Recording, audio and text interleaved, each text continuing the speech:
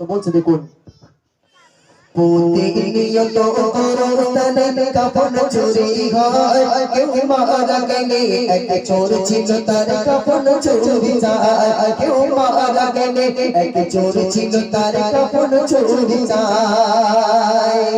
এবারে হযরত ওমর ওই চোরকে নিয়ে দয়ার নবীর কাছে যাচ্ছে, কি হচ্ছে দেখুন, এক যুবকেরই সঙ্গে নিয়ে হযরত ওমর তোমার গুনার কথা বলবে চলো নবীজি দরবার। এক যুবকেরই সঙ্গে নিয়ে হযরত ওমর তোমার গুনার কথা বলবে চলো নবীজি দরবার। হযরত ওমর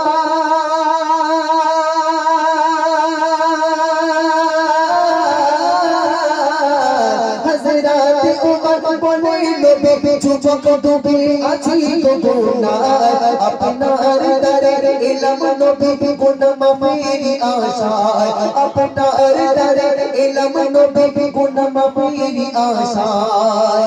ওই যুবক যখন ওই হযরত ওমর ওই যুবকের হাতটা ধরে টানতে টানতে দয়ার নবীর কাছে নিয়ে বলছি, ইয়া রাসূলুল্লাহ, ইয়া হাবিবাল্লাহ, এই যুবক পুরো গুনার সাগরে ডুবে আছে, ইয়া রাসূলুল্লাহ, এর গুনাহ কি মাফ হবে? তখন আল্লাহ রাসূল যুবককে সামনে করে বসিয়ে নিয়ে বলছে, যুবক তুমি বলো তুমি কি গুনাহ করেছো? যুবক বলছে, ইয়া রাসূলুল্লাহ, আমি কাফন চুরি করি ইয়া রাসূলুল্লাহ। তো ওই সময় আল্লাহ রাসূল বলছে, তোমার এই কাফন চোরের গুনাহ থেকে আল্লাহর দয়া অনেক বেশি বড়। একটু জোরে হোক না সুবহানাল্লাহ। বলছে দেখুন, দয়ার নবী বলে যুবক বলো তোমার ঘটনা, কেউ মারা গেলে ছুটে যেতাম পড়তে জানাজা। দয়ার নবী যখন জিজ্ঞাসা করছে বলছে দেখুন, দয়ার নবী বলে যুবক বলো তোমার ঘটনা, কেউ মারা গেলে পড়তে যেতাম তার জানাজা। জানাজাতে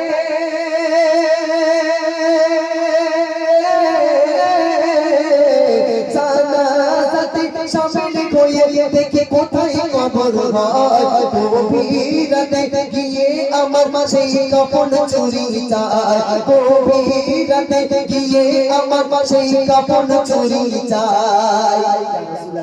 আমি গভীর সবাই জানাজাতে কারোর মরার খবর শুনলে আমি ছুটে যেতাম জানাজা পড়তে, জানাজা পড়া হয়ে যাবে, দেখতাম তার কবরে মাটি দিয়ে চলে আসবো, সবাই চলে আসবে, রাতের অন্ধকারে গিয়ে ওই কাফনটা খুলে নিয়ে ইয়া রাসূলুল্লাহ আমি বাজারে বিক্রি করতাম, ওখান থেকে যদি কিছু পয়সা পেতাম তো ওই পয়সা নিয়ে বাজার করে আমার সংসার চলতো।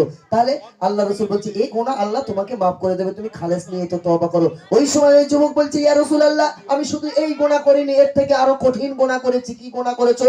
যুবক বলো আমার সঙ্গে। ওই যুবক তখন বলছে দেখুন কি বলছে, একদিন একই সুন্দরী নারী হঠাৎ মারা যায়, খবর পেয়ে ছুটে গেলাম তারি জানাজায়। ইয়া রাসূলুল্লাহ, ইয়া হাবিবাল্লাহ, এক সুন্দরী নারী, এই আরবের ভিতরে সবথেকে সুন্দরী নারী যখন মারা গিয়েছে তার খবরটা পেয়ে গেলাম, আমি গিয়েছি তার জানাজা পড়তে, প্রতিদিনের মতো কাফনটা নেবে বলে জানাজা পড়তে গিয়েছি। তখন গিয়ে কি ঘটছে দেখুন, একদিন একই সুন্দরী নারী হঠাৎ মারা যায়, খবর পেয়ে ছুটে গেলাম তারি জানাজায়। একদিন একই সুন্দরী নারী হঠাৎ মারা যায়, খবর পেয়ে ছুটে গেলাম তারি জানাজায়। গভীর রাতে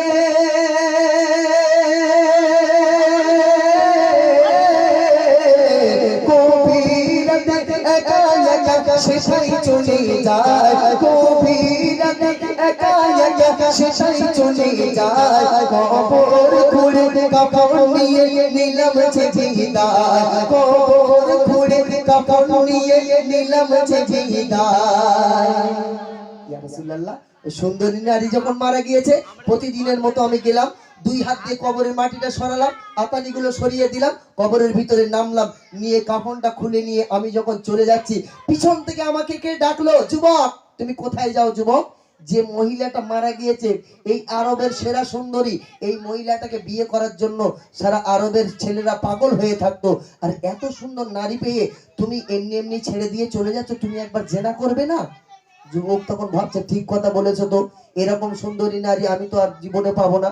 তো আবার পুনরায় কবরে নেমে গেল, ওই মৃত নারীর সঙ্গে যখন জেনায় লিপ্ত হয়ে গেল তখন কি হচ্ছে দেখুন, কাপড় নিয়ে ফেরার পথে কি বলেছি আমায়, যুবক বলছে যার সঙ্গে কাপড় নিয়ে ফেরার পথে কি বলেছি আমায়, এমন সুন্দরী নারী ফেলে তুমি কোথায় চলে যাও, কাপড় নিয়ে ফেরার পথে কি বলেছি আমায়, এমন সুন্দরী নারী ফেলে তুমি কোথায় চলে যাও, মনের খোদা মিটিয়ে আমি যখন চলে যাই, বলছে যুবক বলছে মনের খোদা মিটিয়ে আমি যখন চলে যাই, ওই কবর বাসি হাতটি ধরে আমায় টানা দেয়।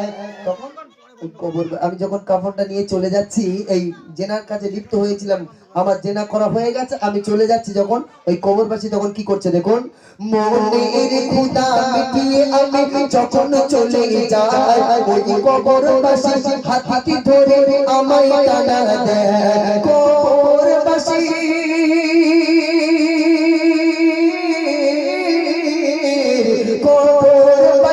মাঝে চেনা করেছো আমায়, কবরবাসী মাঝে চেনা করেছো আমায়, হাসর মাঠে খোদার দ্বারাই ছাড়বো না তোমায়, হাসর মাঠে খোদার দ্বারাই ছাড়বো না তোমায়।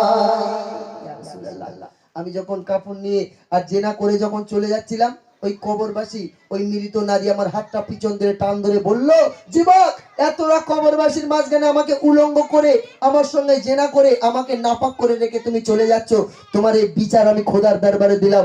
আমি দুনিয়ার জমিনে আমি সতী মহিলা ছিলাম, আমার স্পর্শ কোনো পুরুষ করতে পারিনি, আজকে এই কবরের মাঝে এসে তুমি আমাকে নাপাক করে দিয়ে চলে গেলে, তাই এর বিচার আল্লাহর কাছে দিলাম।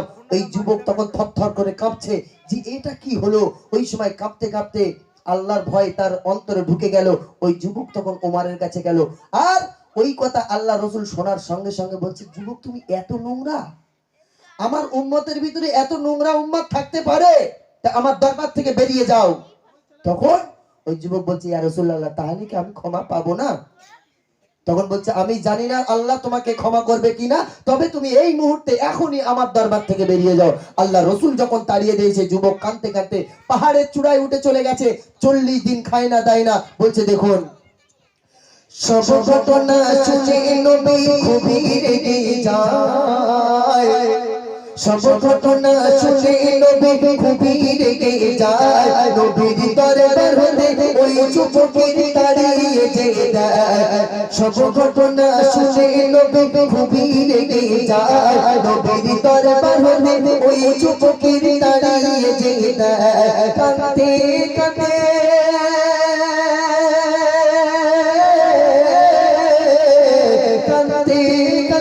দরবার হতে দিল যে বিদায়, খাওয়া দাওয়া করবে না আর এই প্রতিজ্ঞা, খাওয়া দাওয়া করবে না আর এই প্রতিজ্ঞা। তখন প্রতিজ্ঞা নিয়েছে, আল্লাহ যদি আমার ক্ষমা না করে, আল্লাহ দেওয়া রিজিক আমি আর খাবো না।